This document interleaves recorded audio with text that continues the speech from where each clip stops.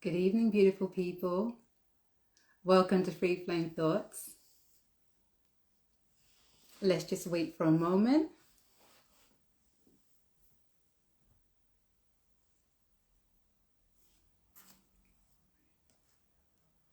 Make sure I got my 2020 vision on standby. Yeah.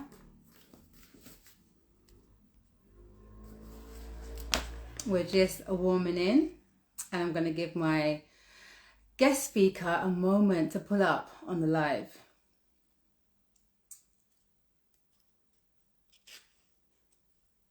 Today's guest speaker goes by the name of Tania Smile, who is a laughter and yoga leader.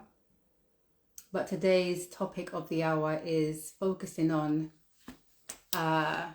hypersensitivity and the challenges around depression and so much more.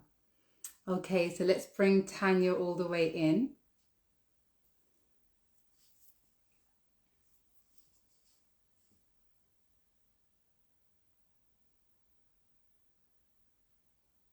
Shout out to you, Ivar.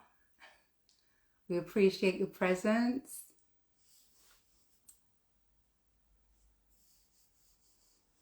Okay, so just a heads up for guys who desire to join lives, or who is a viewer or participator, should I say. You may find it challenging at times to join the live because your app needs to be updated. So always make sure that your app on the Play Store is updated when you are trying to view the live or participate on the actual live.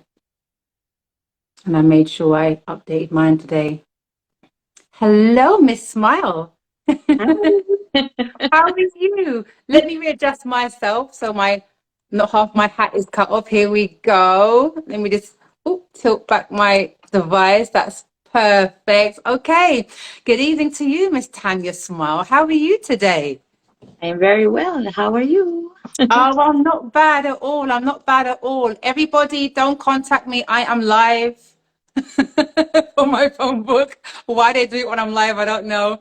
But hi, okay, so tell us about how you spent your day today. Before we get into the live, we can, loosen up a little bit and we can just exchange a bit of a soul connection. So how did you spend your day today?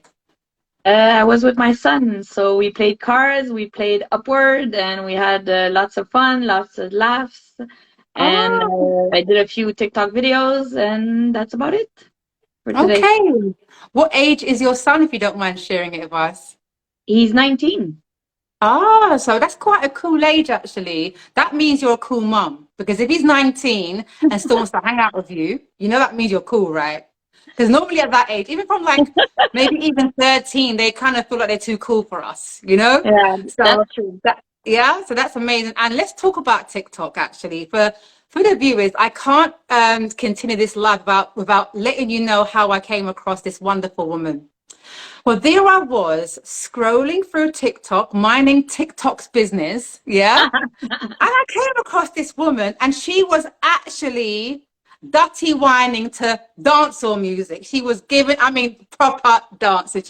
She's got moves, okay? She has moves, all right? So I was like, let me scroll past, not like the average. Let's see what's going on here.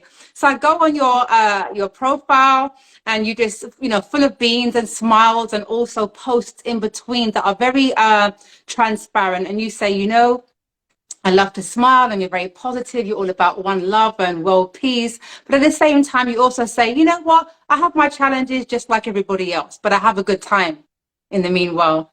Is that fair to Exactly. say? Yeah. And Mm-hmm. I went to your post, and I was like, please come and join me on my live. And before you even agreed, I had already posted your videos on this page. Yeah. So that's how I found this wonderful woman. Your vibrancy just pulled me in, and here we are. Thank you for taking the time out. Yeah. Thank you for inviting me. I really You appreciate are it. welcome. You're so welcome. So before we get into the actual layer of the conversation, for those who has just joined and who will continue to join, I will reiterate, today we're discussing elements of depression and hypersensitivity. But before we do, let's get to know Tania Smile on a very soul perspective. So let's start with, who is Tania? Bit of a warm-up conversation before we get in, yeah? Tanya. Oh Mm-hmm. my God, it's echoing. Is it Um, because? I'm just a normal person. I'm 46. I have a son. Snap, I'm we're the same age. We're the same age, Snap. the what? We are the same age. Oh yeah, Yeah, Snap, you're my twin girl. Carry on. a soul twin. We are. Yeah, so 46, dental secretary. I've been in the Mm, field for 27 years now. wow. Um, yeah, I love people are good people, and uh, I surround myself with the best energy possible. Being Mm-hmm. hypersensitive, I have no choice but to have my little bubble, my safety bubble. And Mm-hmm. yeah, one son. I'm an only child. Why am I getting? Mm. And yeah, my dad has Alzheimer. He's in place since 5 years now. My Mm-hmm. mom is a dancer like me because we made a video You guys are cute. Saturday. So yeah, so that's about it. I'm a simple person, just trying to live my best life and have fun as much as possible. We love it. We love it. We actually have two things already in common, maybe three, but especially two, which is we're the same age and we both have one son and one child. See? How interesting.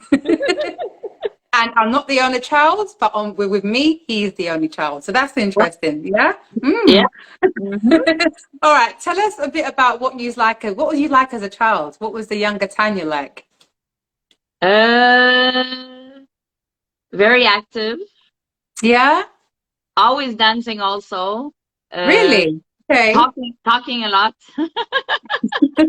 getting Yeah, in that would trouble be in me. school because I was talking too much, not That's minding me my too.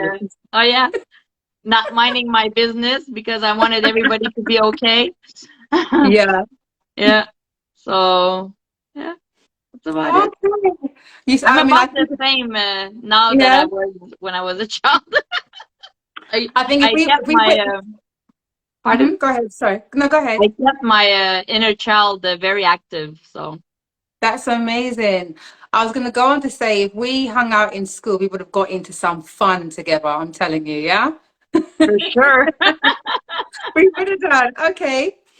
Do you have a favorite place in the entire world? It could even be in your bathroom, in bed, in the garden, anywhere. Do you have a favorite place where you're most, just your favorite place? In the water, in the Oh hot my God, water, me in a too. bath, a Oh, jacuzzi, anything that's hot and water. I'm like a fish. I'm super happy. Yeah, me too. I love it. I love it. Okay, so that's your favorite place, whether it's at a bath or jacuzzi, yeah, you're more at peace there, yeah? yeah, Okay. Are you a candle-lit woman? If you're in a bath, you have your candles, or you yeah. more I just like, always have yeah? my candle lit, and I listen Mhm. to some soul dancing music, like soul, like soft music when I'm in the bath to relax, and I have Mhm. my two candles, and one is marked everything is always perfect. So yeah. That's nice. You're very much into tranquility and therapeutic kind of energy, then that tells me about you. May I try my best Mhm. since I'm a anxious person, Mhm. and so I try to make myself relax as much as possible. Mhm. Yeah. I can relate, girl. I'm Miss Anxiety Bucket me. I just look cool half the time, but it's been a work in progress. So yeah. Mhm. Trust me. Yeah. I know the Okay. feeling. Yeah, I can relate, but I love to share that to people because people they wouldn't know, so No, it's nice when exactly. I do say I can relate to that. I've been like that, or I am like that, and it's a daily work in progress for these kind of symptoms, so yeah, that's great. All right, if you were to kind of pick, I guess, two celebrities, anyone, what two would you invite for dinner and why?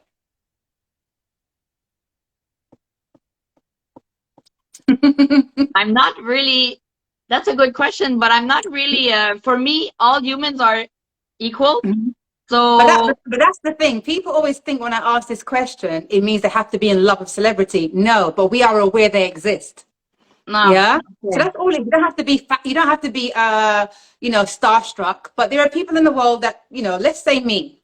We're speaking now. If I Yeah. became um worldly known, they would call me and you a celebrity. Okay. But we're still regular people. But it's still, is there someone, I mean, you listen to music all the time. So do you have a favorite artist or movie or director or even an author that you may think, I'd like to have tea or dinner with them? Not because they're a celebrity, but based on the spirit that they have or the music you love or whatever it is about them. Oh, but maybe people don't know him, but I would Mm-hmm. love to with Dr. Madan Kataria. He's the founder of Laughter Yoga. So I would love to Oh, sit down okay. I and don't know him. I would love to sit down and have a laugh with him.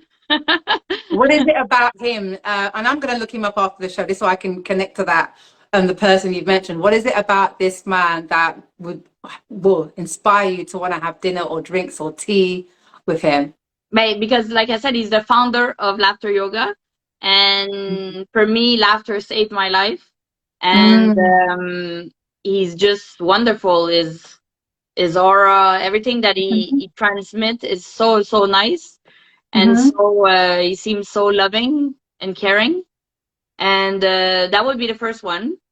And the second one,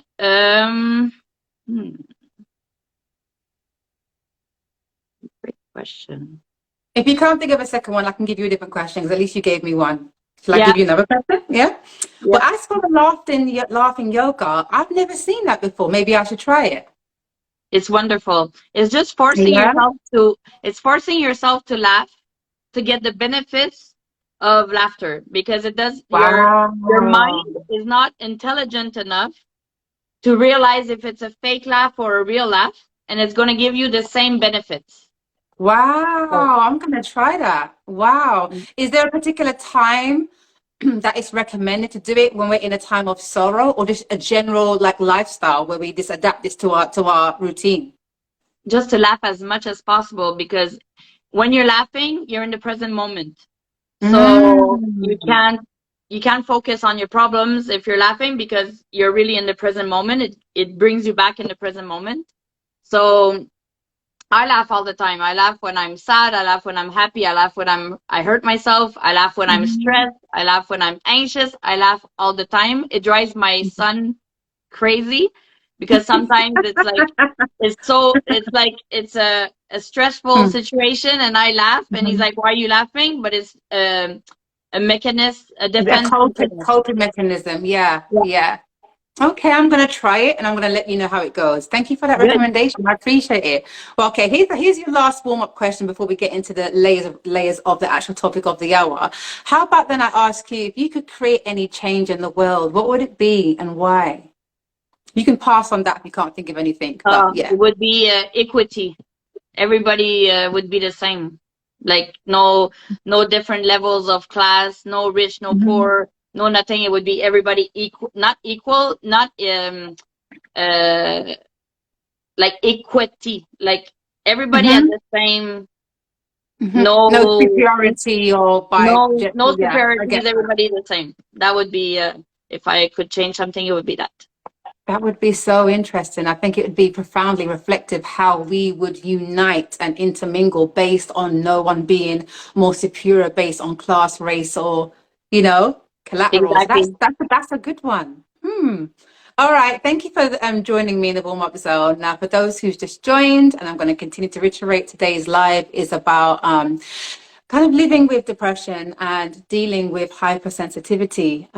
So we're going to go through those layers today, and Tanya is going to kindly talk us through what life is like.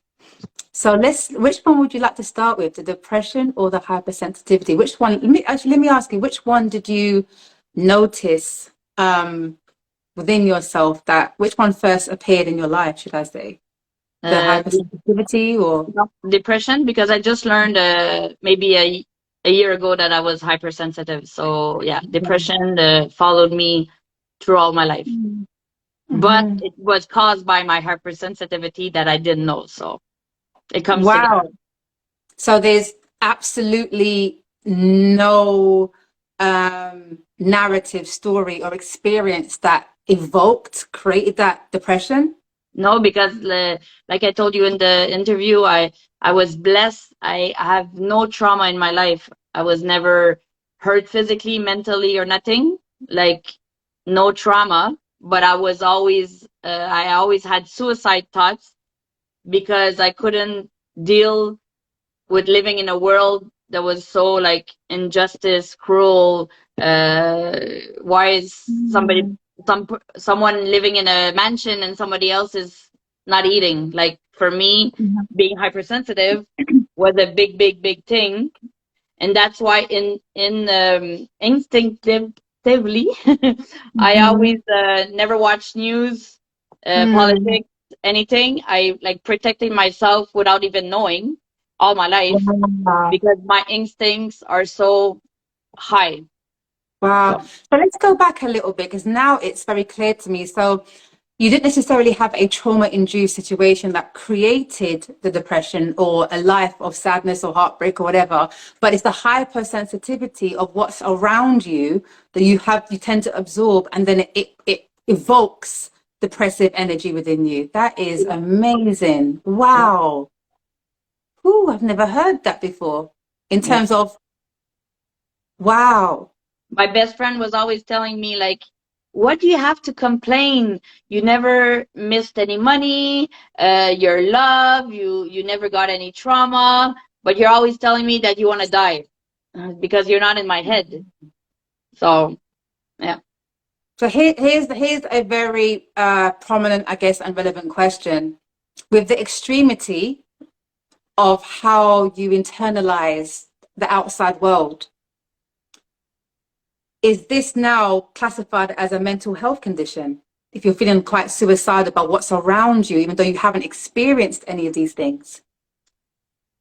I don't know. I don't think so, but I don't know. Like I said, it's been maybe a year, maximum a year that I've been digging more in hypersensitivity to find out It what does. is. It does sound like it does. And the reason why I asked that question, because let's pretend you didn't have hypersensitivity and it was just depression, and you were able to fine tune within yourself or with medical assistance what was creating the motive for the depression. Mhm. If someone's depressed or has suicidal thoughts, not everyone has both, but say for those have both or either, they would then systematically classify that as a mental health condition, depression. I think it should because They do classify that as a bracket of, we call it a low vibration, which it is, but medically they would classify that as depression. Some people are medicated, some people are not. But if it's actually creating suicidal thoughts, when did the thoughts of not wanting to be here come? I think all my life, but I never made a plan. I never made like, but it was just like, why am I here? What's the purpose? Mhm. Like for me, there has to be something bigger or better, Mhm. and I Mhm. couldn't see it when I was looking around.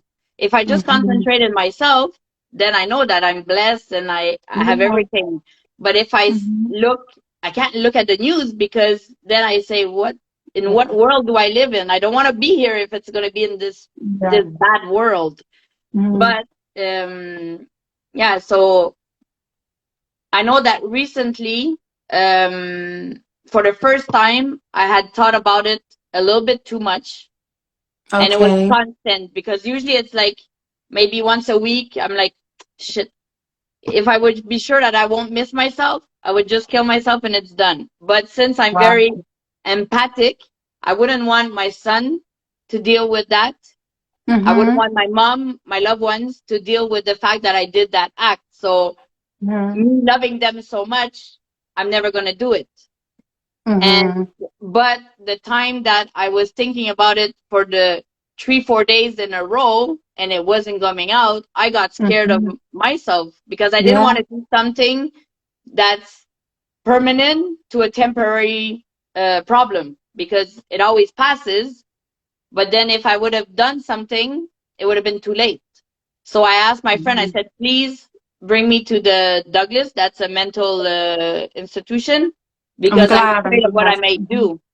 And she Mhm. brought me. And when she brought me, I didn't want to go out of the car anymore. I said, okay, it's okay. I'm okay. Just bring me home. And he said, you're getting out, and that's it. So I stayed there. And then How long finally, did you stay? How long? Sorry, can I take you back just a little no, bit? no, How long did you? Once you arrived? Because you just there's going to be so many people that's going to potentially watch this and either relate or be able to yeah, support somebody else through this, and it's so prominent.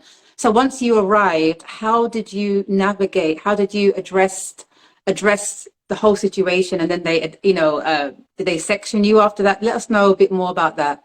because when I arrived, like I was crying for sure. I didn't want to be there, so I was crying. And they asked my friend, why is she here? And she said, because she's been thinking about suiciding, rah, rah. And then they ask you questions. But since I have a very, very strong character, saying, okay, I won't do it. It's just I was afraid to do it. I won't do it. So I wasn't in priority. Like I wasn't a red flag anymore. They probably felt that I was okay.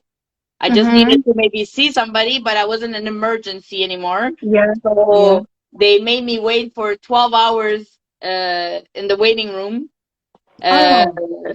10 to 12 hours in the waiting room.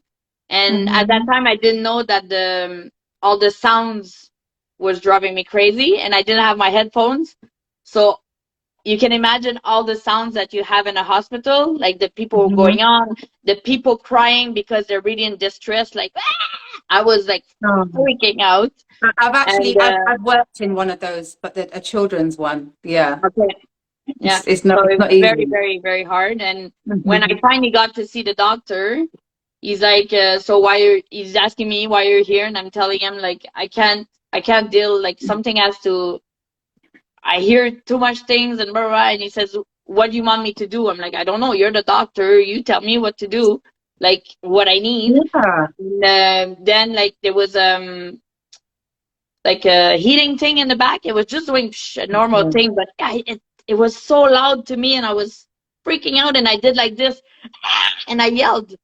And he said, "What you just did Hypersensitivity. is good. It's good because like you blocked it out." I said, "Okay, perfect, but something has to give because it's too much." And then finally, he says, "I'm the one who told him." Like, give me a pill, give me anything that can calm down the thing. And because I'm blessed again, he said, oh, but your son has ADHD. He was taking that, but I said, okay, give me that. Just give me that. Give me that. And he said, okay, I'll give you that. So he gave me that pill, and it's a magic pill. It was 10 milligrams, 20 milligrams, 40 milligrams, like in 3 weeks space. And since I've been taking that pill, the noises, I hear them, but probably like anybody else. Because we Wow. even went to a restaurant, me and my best friend, and there was a baby crying. And before, I couldn't deal with a baby crying. It would really. Oh, wow. And then I was just talking, and she looked at me and she said, "Are you okay?" I'm like, "Yeah, why?" She said, "But you're not freaking out." I said, "No, I hear it, but I can manage it because it's not driving me bazook like before. Every sound would drive me bazook." Wow. So I was That is constantly astonishing. addressed every day. So for sure, I was like on edge because I was constantly with the light. The lights were too strong. The noises were too loud. The energy, I didn't know that I felt the energy of people. So being a dental secretary, the people come in, they're not happy because they know it's gonna either hurt or cost a lot of money. So I was dealing that energy. I was sitting on my bum all day. Getting home, I was drained, and I didn't know why. But now I know, because I was taking all the energy of all the patients that would come in, and the coworkers that would complain about this and that and that. I was just taking it. So now that I know, I put myself a barrier, and my life is much easier now than before. So that tells me that you are a genuine empath. And the reason why I use the word genuine, because this is social media. Everything, every word that's out, everyone's claiming that they're it. Social media. Everyone's an empath. Absolutely, but I know you are a genuine empath if you're by some of the things you've said. yeah. Wow. And when you say that you have created a barrier now. Is that, did you use the headphones, or what do you use now? What's your barrier? I used to, before I used to do the headphones in the beginning when the medication wasn't started, I used to put my headphones. Yeah. But the doctor told me something that, because I analyze everything, like everything somebody tells me, I analyze it and then I make it work. So he told me, but no, it's not the doctor. It's acupressure person that I went to. It's not with acupuncture, like with needles, but it's with pressure, with not pressure, but how do you say that? Emma, magnets. Anyways, magnets and energy. Oh, the magnets. Okay, Yeah. I've never And he tried that one. he said, be careful with headphones because you're gonna, if you get used to that too much, you're gonna always need it, or else you won't be able to live properly. And I didn't want Wow, to that's spend my whole life with headphones on. mm-hmm. So he said, just try to ground yourself when you're walking and all that. Make sure to ground yourself and think about every step that you're taking, and take the focus out of everything that you're hearing, get it back on yourself, and you should be fine. And since then, I just started doing that, and I said, screw the headphones, and it was good. So, yeah. Wow. So the medication they prescribed you now is for ADHD? Yeah. And you don't have ADHD? Probably, I see it on your profile, but then you're saying you basically suggested it to the doctor. He thought, aha, great. yeah, You more know, the money for him. pharmaceuticals. Yeah. Yeah, the Western But, pharmaceuticals, you know, yeah. and that actually turned out to work for you. Yeah, but I'm pretty sure I have, because I'm a very, very well organized person. Like, Me too. before I go to bed, I take out Methodical. my clothes, everything. I Oh, prepare okay. everything. And like, I put a little post-it on my lunch to not forget about the fruits, the frozen fruit in the refrigerator, the freezer. So yes, but being again a strong person, I got a system that I didn't need the medication.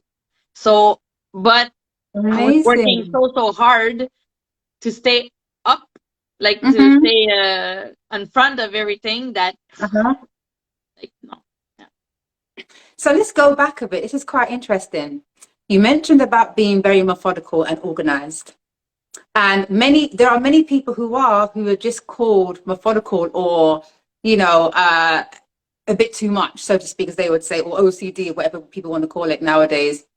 Is that a particular symptom, according to what you think, for someone who has ADHD? Honestly, I never looked up exactly what it is.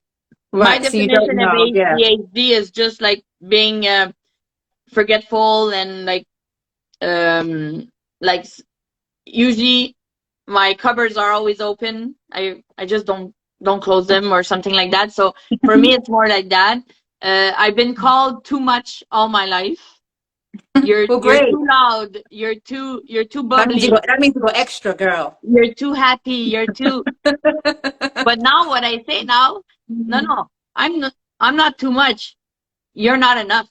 So Yeah, I like that one. I've heard that one. I like that one.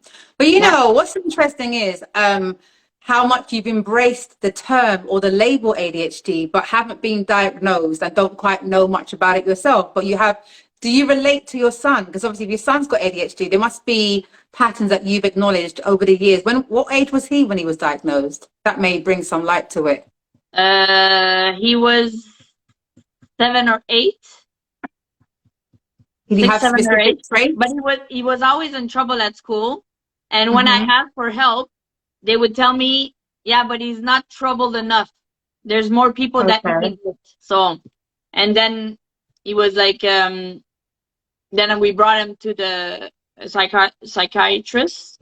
And again, that was total waste of time, because the psychiatrist never even talked to my son. He was talking to me. My son was 6. He could have talked to him to see what's going on. No, he went with what the school said and what I was saying. but he never talked to him, and that I found so stupid that I'm not the one that was. It's him. I can tell you, I can bullshit you, whatever. Like, why don't ask him what he's feeling, what he has to go through, and all that? Nope, he never talked to him. He gave him pills. He was on pills for from 6 to 10, 11. But when he went to live with his dad was anti-pills, so he stopped taking the pills. Okay. What was the effects when he stopped taking the pills? Let me go back a little bit. So once he started taking the pills, now let me go back further. So he was quite challenging at school. Yeah. What was he like at home? Was he equally or more challenging at home or just at school? No, he was equally, but to give him credit, I was so in a bad state of mind and so in a bad energy at that time. Okay. That I would just drop something on the floor, and I would get so fucking mad that my son grew up thinking that's a normal behavior. Okay. So for sure, he replicated what I was giving him.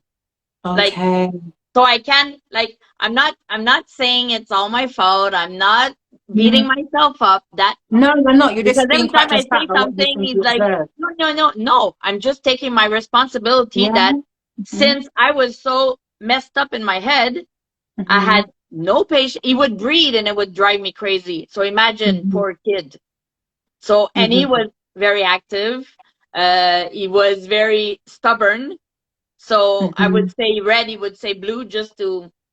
So, and I had no patience. Like when you say 0, minus 100, I had no patience at all. Minus so, 0. Like, I know there's nobody that's going to love him more than I love him. But I didn't treat him good at all. Not like, like he never missed anything, but mentally, poor guy, I didn't treat him good at all. So, I so commend people like yourself who has become self-aware and so honest and transparent, literally, to actually share that. And I really respect that. And I actually hold no judgment. Even more because you're just like, this is where I was at, my mind, my spirit, this is who I was. So let's now fast forward a little bit. Now at the time he was prescribed the medication, and you say that definitely improved his challenging behavior. Yeah, but it improved a little bit on the opposition. It improved because I think he's very, very, very, very, very intelligent. But he abandons very, very quickly. Like if it's not like if it's not interesting in school, he's just gonna like, why do it? But it's a little me. It's like a little me, totally like it's frightening how we're the same. So maybe that's probably why you accepted the term ADHD, because you feel like you can resonate and connect to the behavior that he has to a degree. So you then mentioned, before we go back onto you then mentioned that dad was anti medication. So does that mean his behavior then went back to 0, or I don't know, because like when he was I think 11, I couldn't deal with him anymore. Like I had no energy. Since he was young, I wanted to do split custody. His dad never wanted to, because I knew that I didn't have the mental capacity to raise him all by myself. I did the best I could at that moment. If I could go back, I would change so many things, but we can't in life. We have to just be here, so I can't. But he dropped out of school in grade 1, by secondary 1, like high school, 3rd grade. He decided that he wanted to take a year off. But you don't do that. It doesn't work like that.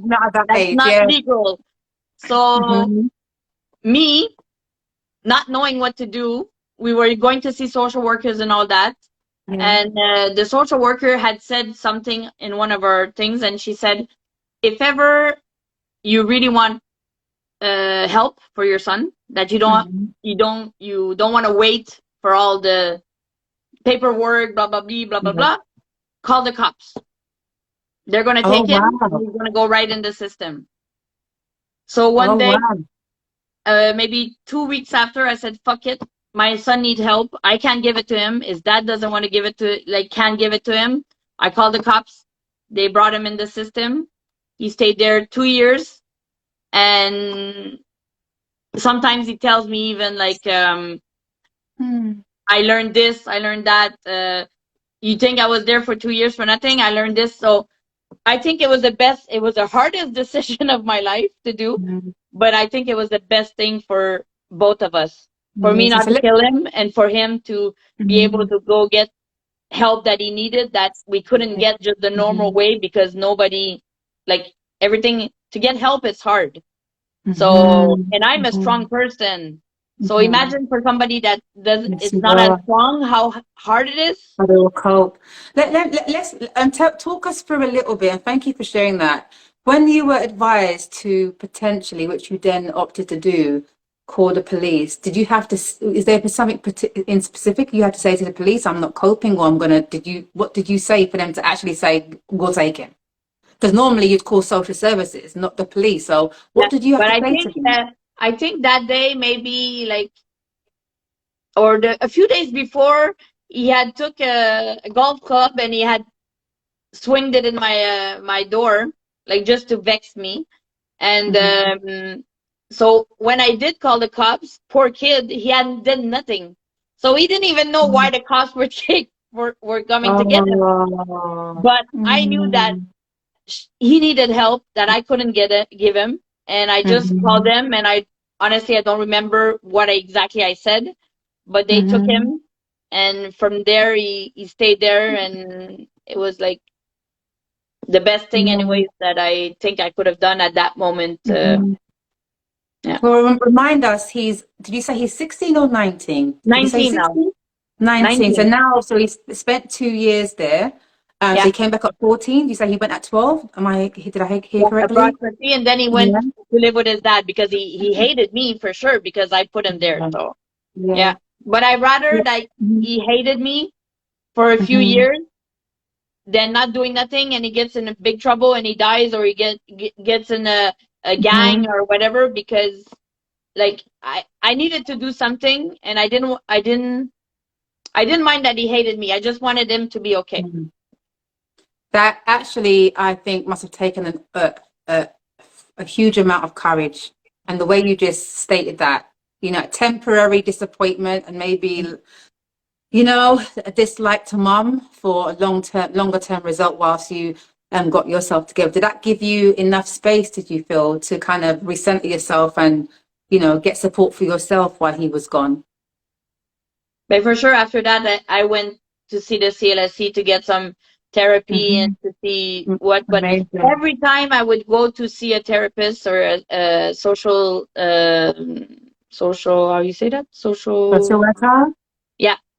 They would always say to me, I never met a person that knows themselves, knows what to do, okay, yes, but I know all that, but I'm not doing nothing, so something's not right still. Like, but it's still a gift to have. You are, for someone to be very self-aware, sometimes from my experience, we just need a place to kind of breathe and excel. And, sometimes therapy gives you that. There are people that truly are not self-aware. They truly don't know how to tap within. But clearly you were very self-aware, very reflective, and very transparent. And you knew what you needed, probably just needed a space just to be, a space to scream, basically, and then repair yourself. And a lot of us need that.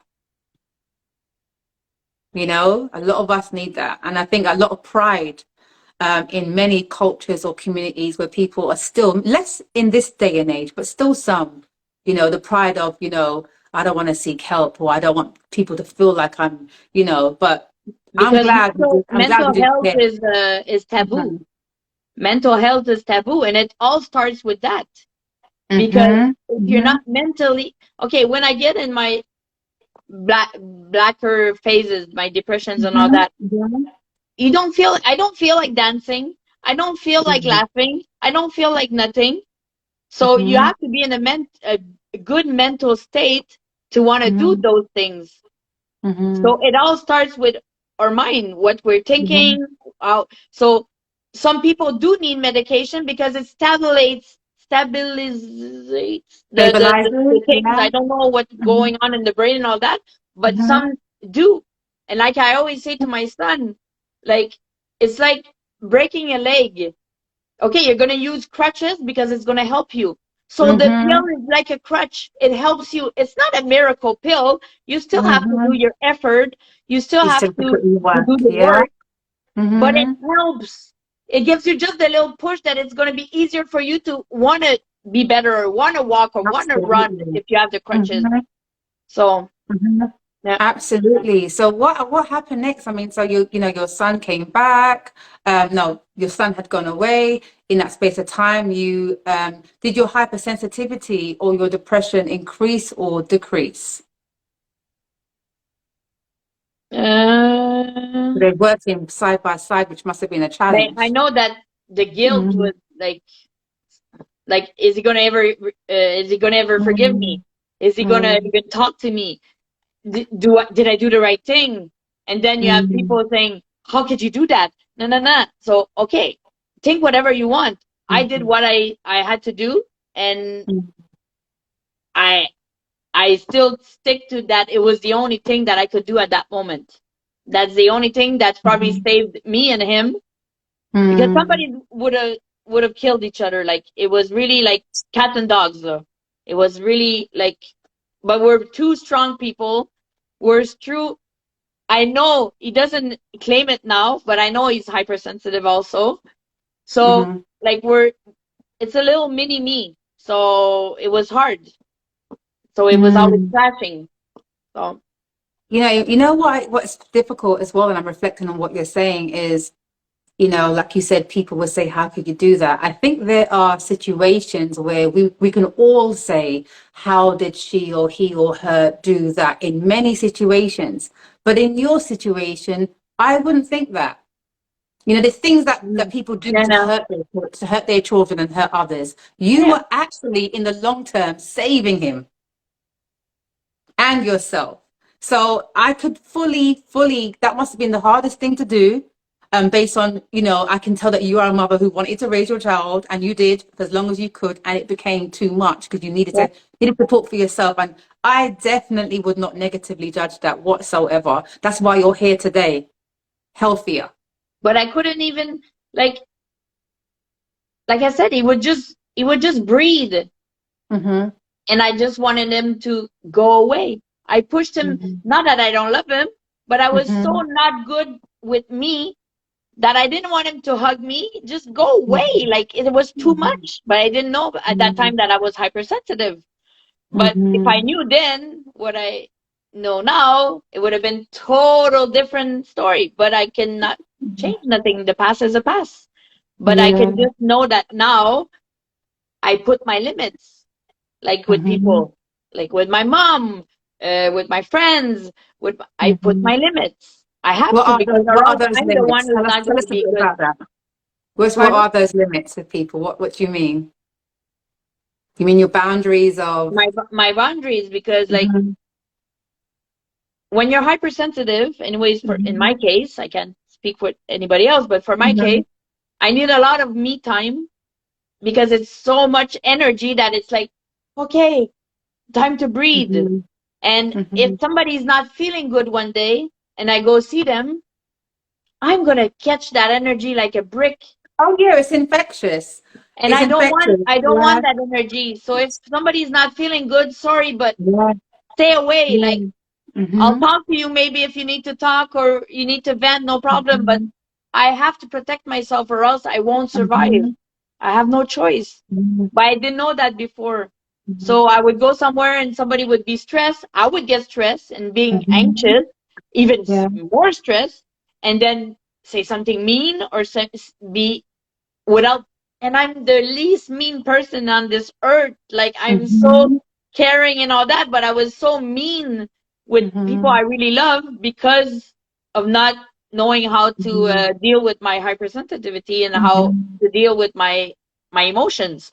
My mom always told me, and that I would like, you're very intelligent but emotionally handicapped, because I was all over the place all the time. Is this what mom said? Yeah. Yeah. And it's true at that time, because I was all over. I was always trying to find something to make me happy, because I was so like not happy inside, and then it was like a constant battle, and it was like, it was ridiculous. Ridiculous. Not easy, not easy. I think in terms of sensitivity, I don't know about a lot of you guys, but I could watch a movie, or I could watch even a genuine, Oprah show or anything, and if something moves me, I will actually cry. Literally, not everything, but like today, I was watching a couple of lives, and I don't often watch too many lives, especially during the day. And there was a couple of lives that were really emotionally moving deeply, and I could feel myself. And I'm like, girl, you gotta go to work. You can't be flooding in tears right now. But it's very rare. I don't think I've watched a live that had me feeling so emotional. And I Yeah. was so touched by the individual stories. And then I saw another TikTok video of, a therapist working on this family and forgiveness, and I was in flood of tears. Normally, my eyes were water, but I was literally in flood of tears. And I was like, because sometimes I feel like, I don't know if you guys can relate, but sometimes I feel like we watch things and we are emotionally evoked for that individual. And then there are times where we watch things and you're evoked, but it's mirroring what you're feeling in yourself, in your own journey. And some of those tears is for yourself, Life is a and reflection. yeah, so it's quite interesting. But I think I have my moments of hypersensitivity, but I wouldn't be classified obviously as someone with that condition. But someone once said to me that a lot, if not most of us, have something which is undiagnosed. No, exactly. There's a lot of people that I'm So there's seeing now. ADHD especially. Exactly. Mm-hmm. Because even Mm-hmm. sometimes I could watch a movie and like you said, like sob, like That like was really, I really was in like, what's tears, going because on with you? it's really Mm-hmm. like so that's why, like, now I'm trying to avoid watching TV and movie as much as possible, because why put Oh myself wow, through yeah. that, or get mad, like Mm-hmm. get mad because something's like injustice in a movie, and I'm like, why put myself through that? Like, I just, No, no. If you're feeling that all the time, definitely not. no. Actually, interestingly enough, the only time I feel like I have that consistently, or I'd be unnerved when I watch something, is when I'm watching specifically, abuse, injustice on children. Yeah. But it doesn't, I can still watch it and get through it, No. maybe reflect on how I can make a, positive change in the world or someone's life. But it's interesting because just because, for an example, I'm quite active sometimes and I like to do things, or maybe I get bored some easily. Someone said, "Oh, ADHD," and I'm like, "Are we just throwing around these?" Not you, but a lot of us No, are no, throwing exactly. around these labels. Like, so if someone gets bored, ADHD. Somebody's very tidy, you're OCD. I mean, I think that it's great that we've got these terms so that we can relate and work through whatever people has. But at the same time, I think there's a lot of you know, um, claiming terms out there without absolutely any backdrop of reference or research. But yeah, my mum was always a very super tidy and pedantic individual. And I think that's just been infectious, but I could be pretty OCD maybe. But Yeah. like you just said, it's just labels, it's just terms. Yeah. It doesn't, Mm-hmm. you can't. Anyways, I'm totally against somebody like um Mm-hmm. saying, "Oh, I'm this, I'm this, I'm this." No, because we all have a little bit of OCD. We all have a little bit I, of I don't think I hypersensitivity. don't think we We all all have have OCD, trust everything. me. Do you know what's interesting as we slowly wind down? I actually know of people that have horrendous homes. Sorry to say, horrendous home conditions. Okay? And they classify themselves as OCD. That's very interesting. I'd like to know from their perspective, I mean, I don't know where their OCD kicks in, or when, or what month, or what time, but for the typical Mm. reference person, which may be like myself and how I like to live, you know, I'm always shocked when they say they have OCD because you would never think. So I don't think everyone has it, but I think a lot of people have, I mean, I think identify with, ADHD traits, and who knows? Who knows? So how's Because me, life I for know you that now? even my Hmm. towels that I use when I go in my room, I have two hooks, but there's one that's always there and one that's always there. And when I do it, automatically I'm gonna change it. Is that Yeah. OCD? I don't know because I Well, never looked out up if the it trunk. is, I'm exactly the same. So you can call me OCD, definitely, if that's the case. So I don't know Yeah. because I don't even know what exactly OCD is. I don't know what the exact HDHD is. I just know that I have traits of lots of them and Mm-hmm. that Hmm. I'm a lot. So A lot. Hmm. You're a spicy extra. Let me go to the comments. There's a couple of highs at the beginning of this live, and then we can slowly wind down the live. Yeah. Let yep. me go. I can't see from here, and I definitely can't see without my 2020 vision. You lot already know me. Uh, oh, life. Look, when I put these on, oh my God, life. Then you see. Yeah, these are my proper reading ones, but it's extra. Okay. So let's see. Hi to everyone who joined the live today. I appreciate you. Oh, let's try. Can I not go back up? For some reason, it's not. Yeah, okay. So let's slowly wind down the live, and you can tell us, like, how's life for you now? Now you've taken us from the beginning to the middle to the chorus. How's life for you now, living with hypersensitivity and depression? I think the best part of it is that Mm-hmm. knowing that I'm not crazy.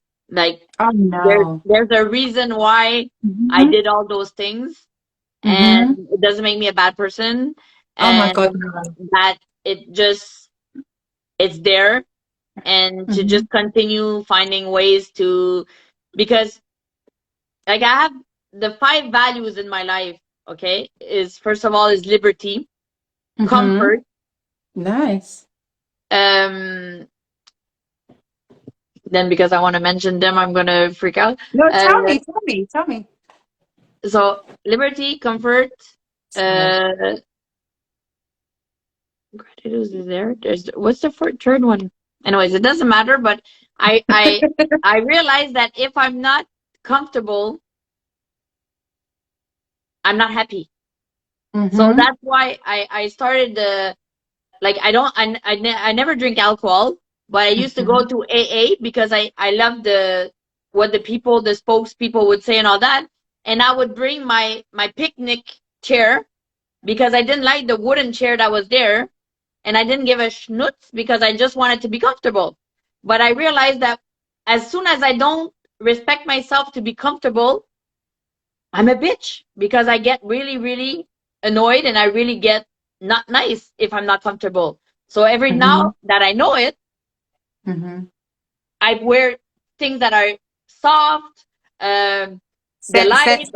Sensory. Yeah, I'm like that. I love fluffy blankets. Can I ask you a question? Did you just say you don't drink alcohol? You're not into any substances, but you hang out at the AA place because you like the information, or Like there's always somebody that does a testimonial, ah, and I find it very super encouraging and all that. And also, I mhm. realized that most of the Okay. alcoholics are Mm-hmm. hypersensitive because they Oh even say it wow. in their testimonials. So I'm like, But I do have the my only thing that I Mm-hmm. do, like I don't take drugs, I don't take anything. It's hard drugs. It's like pot, and that was Oh, to stop my brain because that was the only time that I could feel like nothing since I so felt so much. you like a little smoke, huh?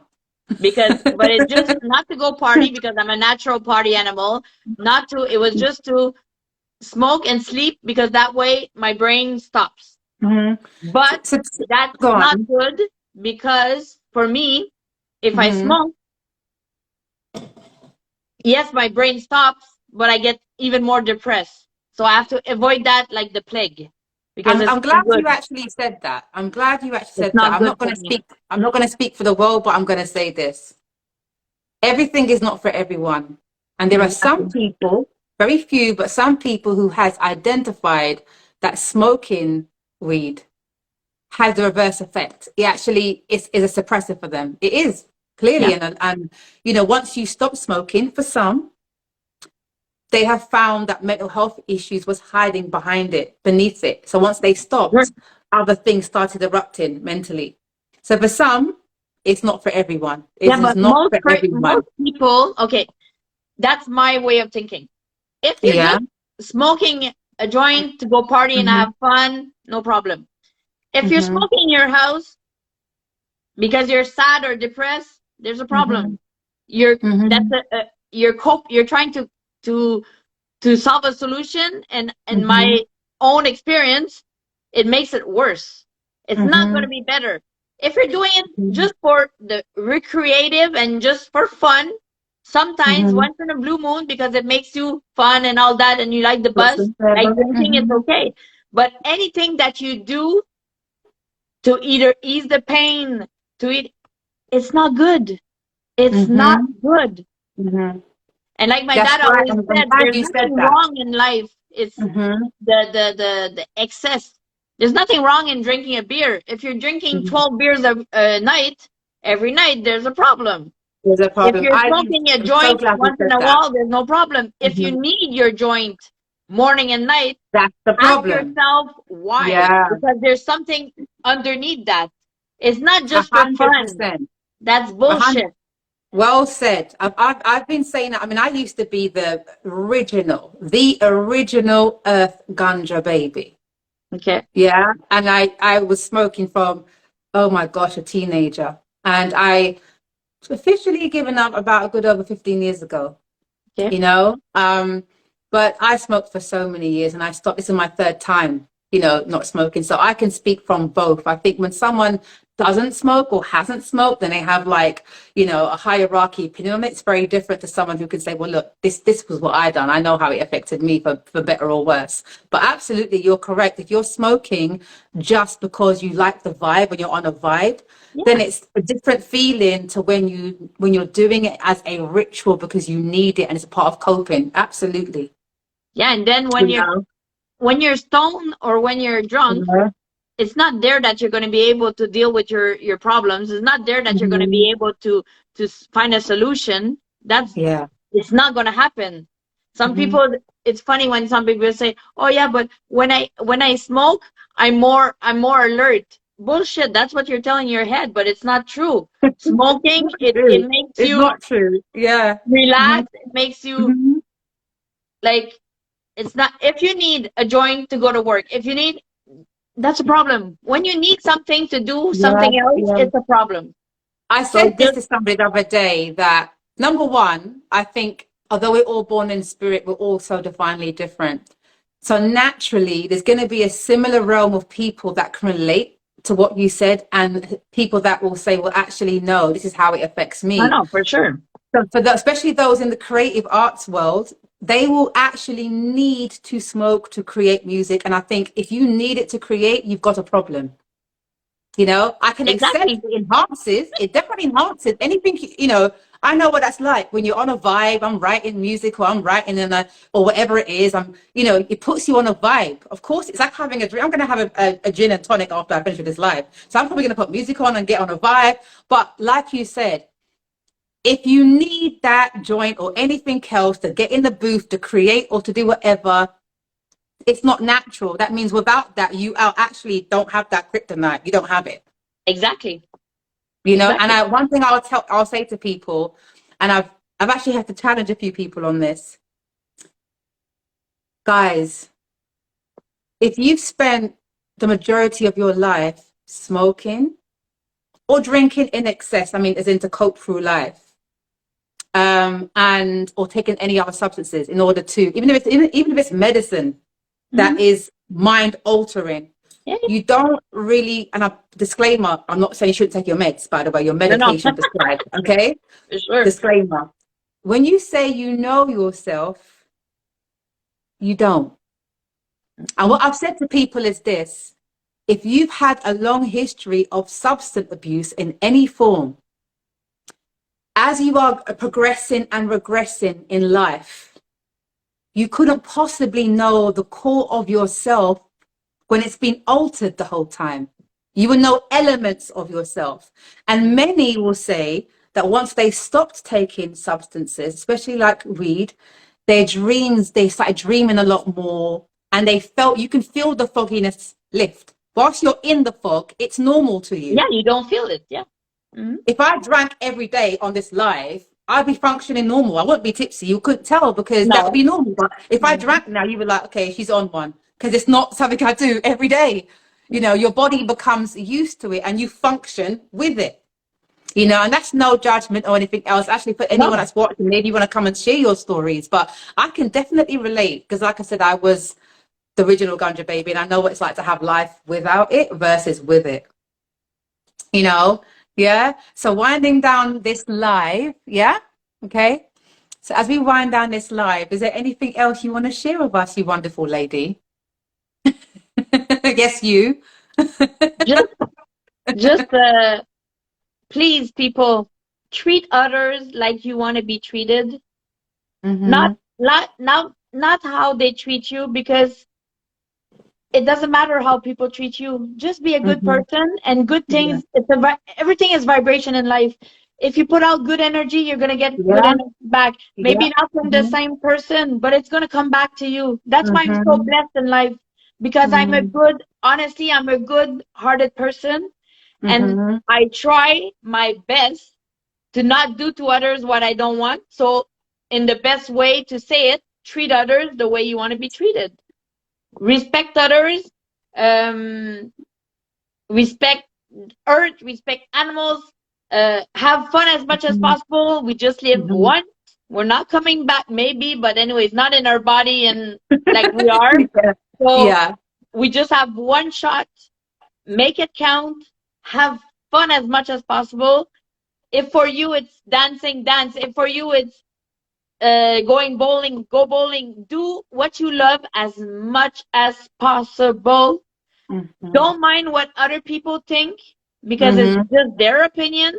It's not important. What's important is what you think and what I think about myself. Because you're never going to please everybody. So it's might as well please yourself. And just smile, laugh, have fun. Life is supposed to be fun. It's not supposed to be always sad and all that. Just have fun. Do things that you love and do it as much as possible. That's such a great message to end this live. Oops, but two more things before you go. One, as I discovered you on TikTok whilst you were dancing to dance hall, and people are sending you requests from Popcorn and everybody else to see you dance and doing your dirty wine. Can I ask you, firstly, do you understand the words that's been sung in those tracks? Do you understand the lyrics? Nope. That's probably a good thing. Exactly, because all the songs, honestly, I say it often, all the songs are so sexual and are so not good. So I don't want to know what they're saying. I just like the beat. Recently, there's somebody that asked me to do a song, and I listened to it. I didn't like the beat, and I listened to the lyrics, and I said no in hell, and I'm doing that on TikTok because it wasn't good. But if I like the beat, like Chichi Man, my mom is gay, I'm gonna kill the Chichi Man. It doesn't matter. The song, the beat is good, but the lyrics suck, and they're not good at all. But let me tell you, the rhythm, a lot of stuff you dancing to, they're all very sexualized. But interestingly enough, here's the interesting thing. Okay, when you're dancing to dancehall or soca or anything Latin music, it has a spirit that makes you want to move like that. So when you say sexualized, you become it once you put that on, and that's how you're dancing. You're not nasty with it, you're not slack with it, but you are whining with it, and that's what that rhythm does to you. Yeah, so, because it doesn't matter I'm seeing you, because it doesn't matter the as long as the music and the beat, I can feel it, because I just feel the music, and my body automatically. You love reggae, and you love dancehall, and you love all of that. But interesting, I mean, every as you said, everything's energy and frequency, and music is the same, and different music will have us move differently, and that type of music does play havoc on the hips. Yeah. Like So I let me don't see like what the last guest had to say. I don't like heavy metal and techno. And sometimes I say to myself, but how can somebody like it? But why do I like reggae and soca? Yeah. And they don't. Yeah. Everybody has their own taste. Everybody Mhm. has their own likes. Everybody has Mhm. things that make their body tinkle. So to each their own. I just That's love right. That's right. that type of Well, music. I have a couple of comments. Someone called Carlo, thank you for joining us, says enjoy every moment without hurting anyone. Yeah. Exactly. Mm-hmm. Do unto others, you know. Absolutely. Well, my last question for you is how it's called afterthoughts. I call this part afterthoughts. Yeah. Share with us your afterthoughts on how you spent your evening on this live. How do you feel? Oh, What's it it was been like for you? wonderful. Yeah, It was May I felt comfortable since the first time like we spoke, so I knew that I was in great absolutely. hands. So, and I'm a Absolutely. very transparent person, so what you see is what you Mhm, get. So mhm.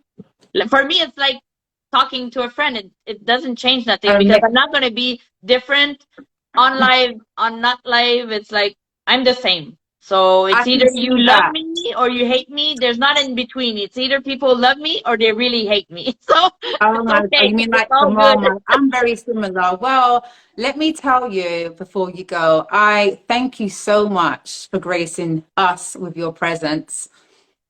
I respect and honor everyone that either views, shares my lives, or participates. But I tell you this now publicly, I have a special respect for those people like you that speaks from a just transparency. You don't care what people's got to say. Yeah. And I respect people like you that are a respectable being who speaks from true life experiences, and somebody out there that would never have had the courage to say half the things you said. You're going to make a difference on someone's life, even one person. I can assure you that, because you definitely impacted my life. Yeah. So thank you so much. I'll continue to support your pages. I'm going to have you back in the distant future. You can keep us updated how life is for you. Yeah. Thank you, Tania Smile. You've been amazing. Yeah. Thank you so Feel much. free. Thank you very much. Feel free to exit the live. If you can see a little cross on the There's side no of the cross. audio page. Yeah. If you So press that, it will have you bye exit. See everybody you and again thank you so much soon. for listening to Okay. us. Bye. Thank you, Tania. Bye bye. Oh, what an amazing soul. What a lovely, lovely, lovely lady. I really, really appreciated that live. Whew, I am spending the beginning of this year doing a lot more holistic conversations and a lot more real life conversations. And I'm still looking for herbalists, unconventional doctors, those bush doctors, you know, the Dr. Sebis, to come and join us and let's speak medicine and healing and all that good stuff. I'm also calling forth more coaches, whether you are a spiritual coach, whether you are a traditional coach.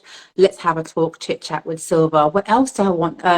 Dream interpretators and so much more. Next week, Wednesday, I have a gentleman, a new guest who's based in Nigeria. He may even be on this live still. And we're going to be having a lot more enlightenment conversation, dream interpretations, and so much more. So join us. Oh, and actually, guys, I have a random date. You know, usually I do Wednesdays and Fridays. Well, this Sunday and this Sunday only, I have an exclusive live, and I'm going to be doing a topic with two lovely ladies. Please join us. And it's entitled Friendships, the good, the bad, and the betrayals. Mm. So please come on Sunday, 8 p.m. I'm going to send some promos out by the Saturday. Join us. And I'm going to be having part 1, part 2, part 3 on different days. And you can come talk about your maybe nightmare friendship situations, or what your interpretation is of being a good friend. Come and share your stories and so much more. And if there's anyone else that wants to do any other live on any other topic, as you know, any topic goes as long as it flows, hit me up. I'll schedule a date. Let's make it happen. Yeah? Okay. Thank you. See you later. Bye.